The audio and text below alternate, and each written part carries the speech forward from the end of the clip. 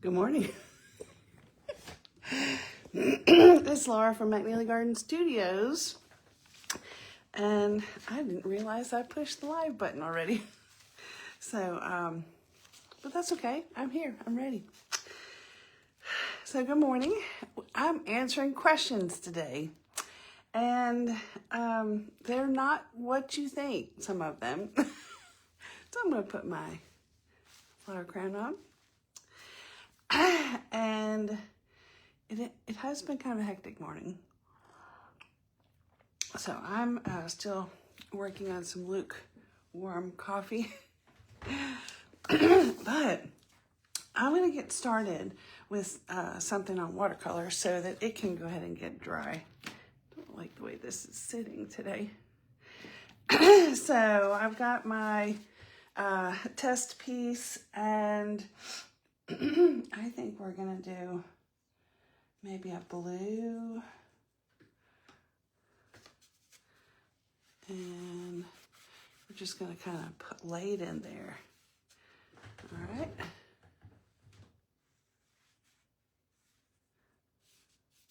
Because this is a test piece, it doesn't really matter. We're going to be answering some questions. And if you were here last week, you'll know why we had some questions. This is what we looked at last week.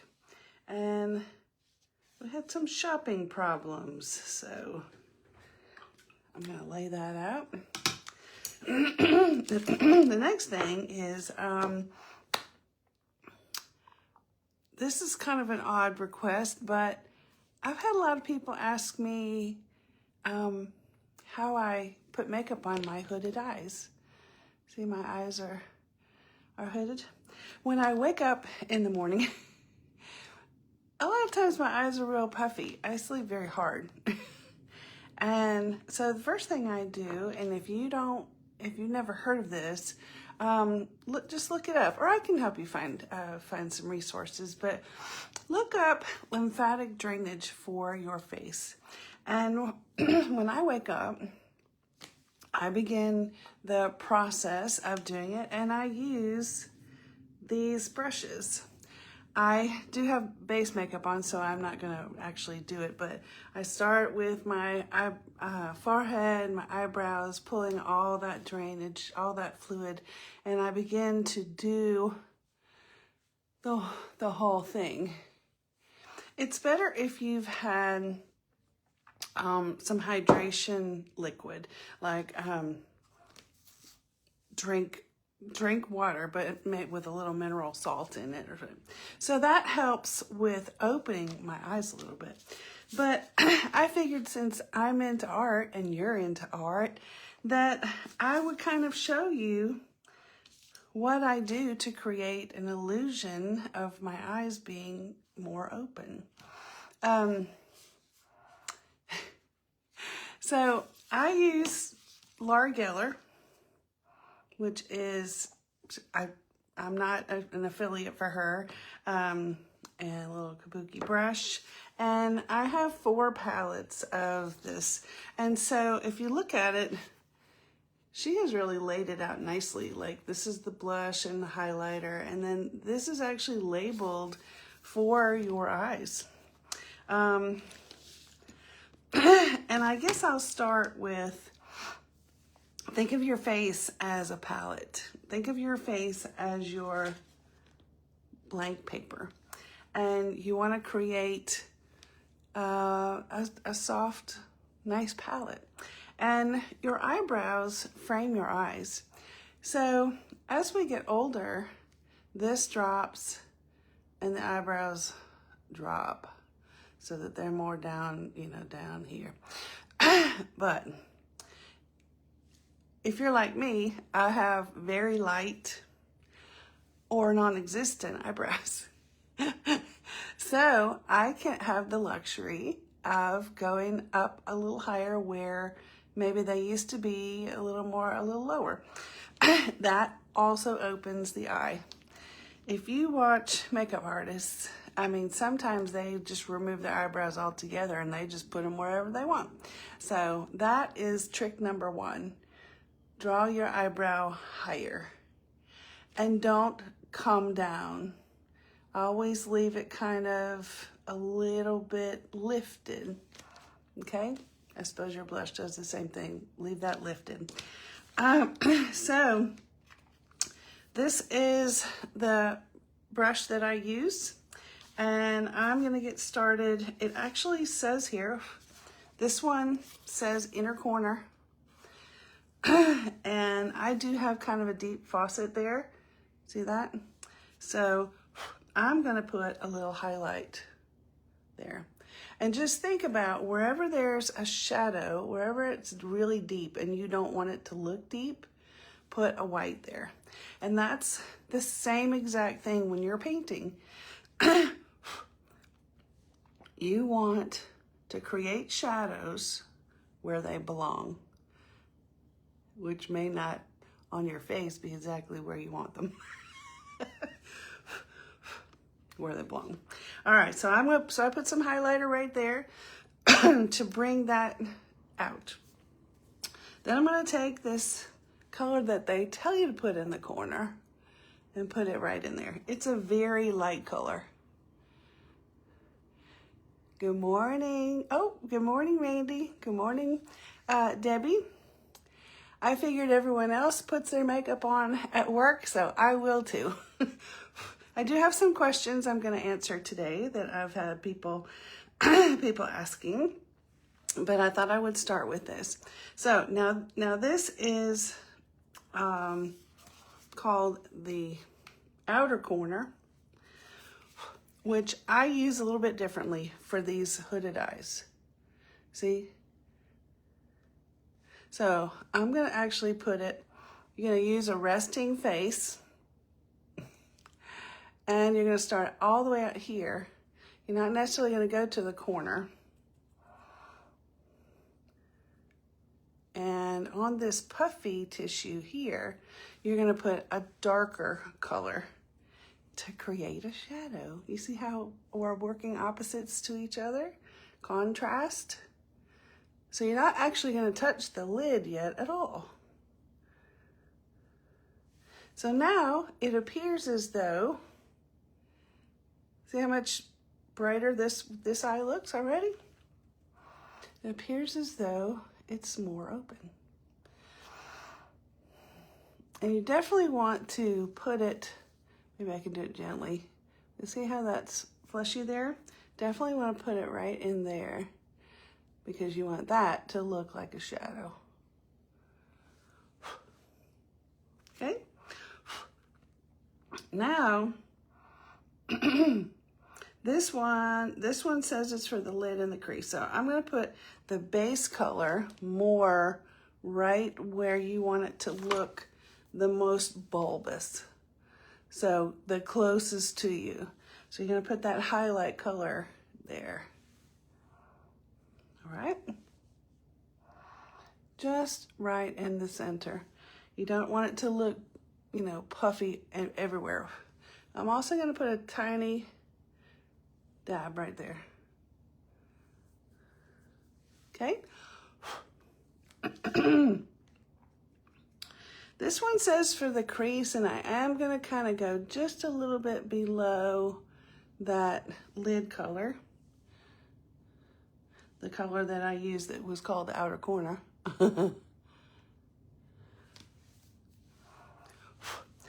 And for me, my coloring is very light. So a little bit goes a long way for me. And I have to use lighter colors. All right.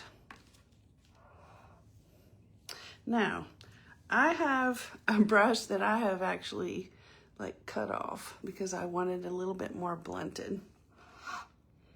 And this palette has a square that says line, and it means the lash line.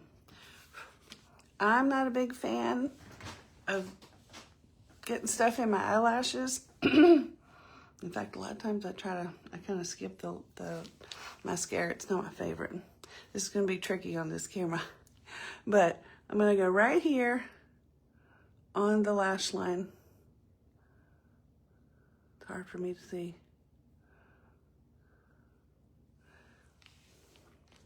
Look what a difference that does. Just thickening up your lashes with that color.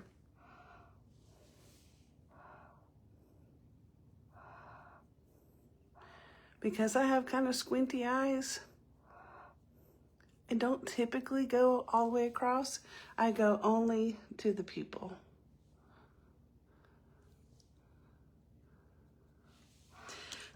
And this is something that we all, I think, miss. As we get older, the shape of your face changes. I used to could line my eyes and bring that wing way out here, and it looked fabulous. Not so much anymore, because this is actually folded down on top of where that wing should go. And when I get it on there, when I blink, it's not in the right place.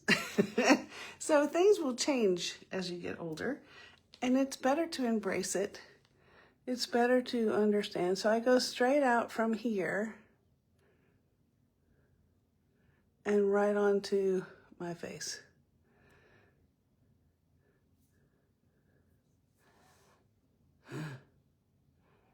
Like I said, it's hard to see in this camera.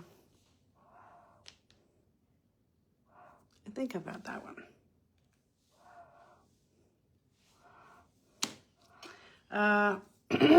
If I was a mascara girl, I'd be putting on mascara now. I have permanent lipstick stain on, so I just put some chapstick. If you are inclined, you can use this setting stuff on your brows. I'm not going to do that today. And sometimes I use white right here to brighten that up. I think I got it in my eye. And I would, if I was in an actual mirror, I would make it really white, bright white. But since I'm afraid I'm gonna poke myself in the eye.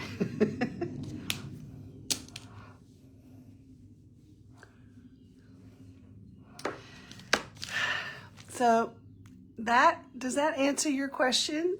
The sweet lady that wanted to know how I put makeup on my puffy eyes, okay? Sometimes they're puffier than others, but those are the tricks. Those are my tricks anyway. There's probably many, many more. And the colors you choose also make a difference. So, all right, another question that I'm going to ask is from one of my members in Art and Answers, and we did a project where we put a stencil on top of a watercolor piece, and she was having trouble finding baby wipes. So I said, you know what, it might work with just a washcloth. So we're going to try that today, and then I'm going to tell you something that I'm really excited about, okay? Let me put my makeup over here out of the way.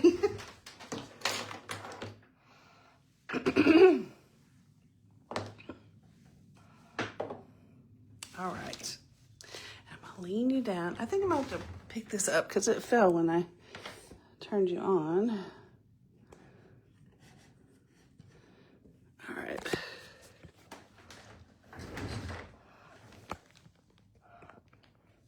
Lean you down here. I don't know if this is going to work, but we talked about perhaps it would. Anybody got any questions? All right, so I'm going to, I deliberately went and got some clear, absolutely clean water.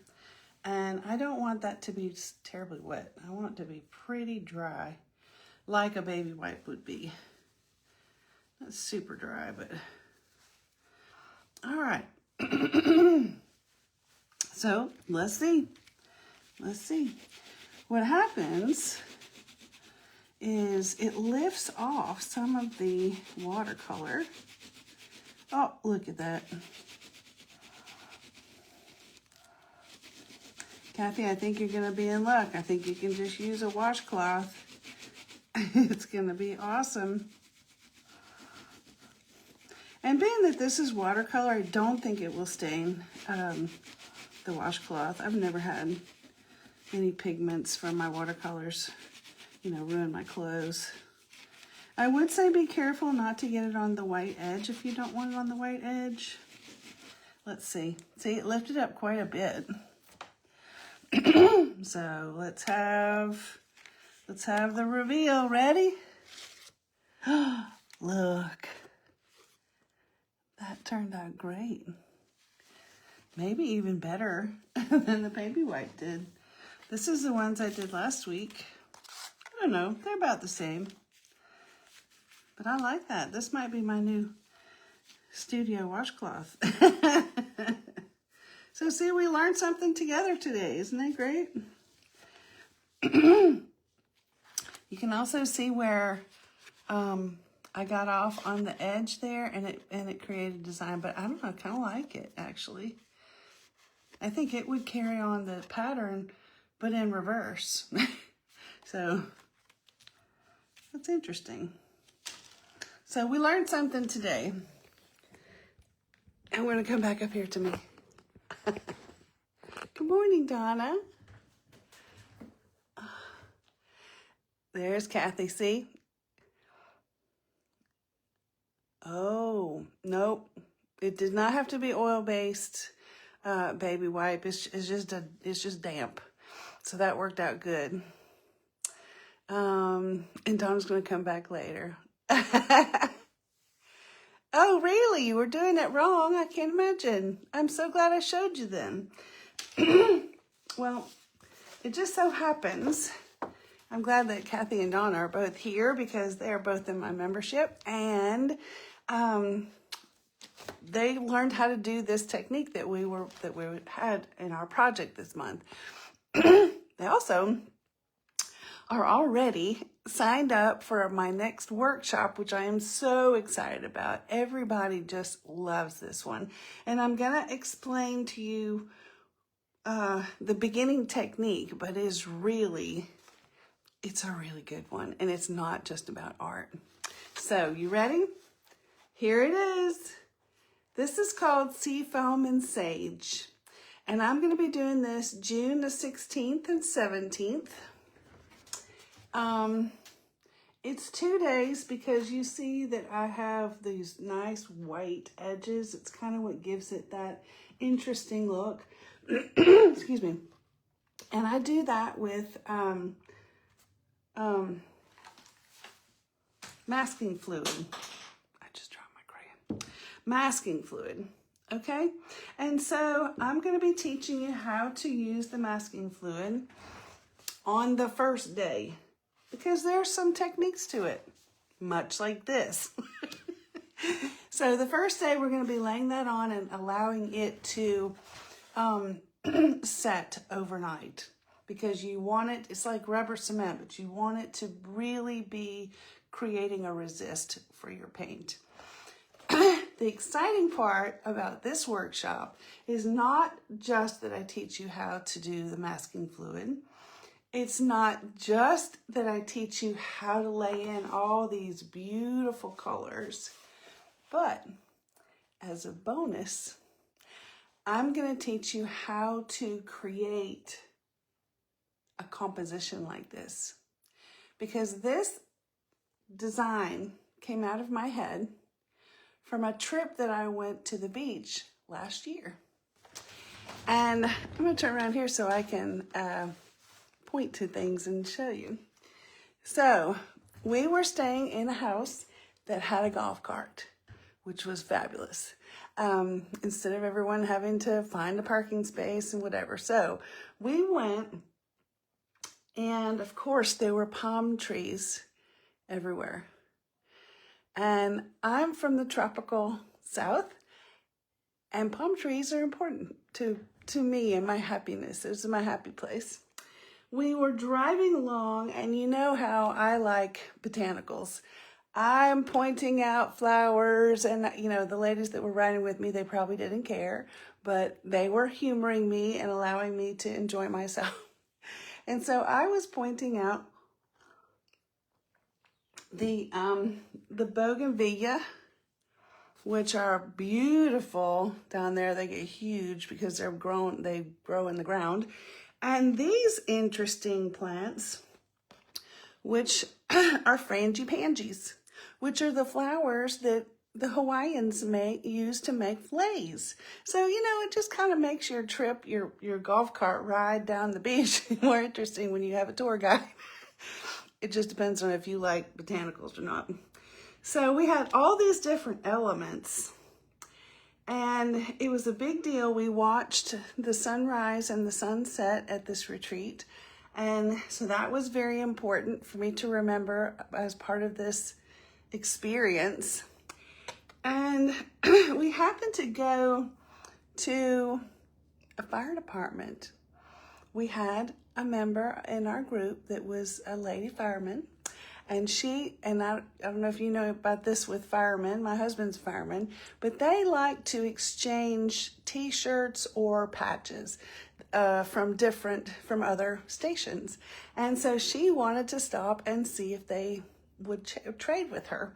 And so while the other ladies and I were in the golf cart, while she was in the fire department, we were sitting next to a row of homes, and each one were painted a different tropical color.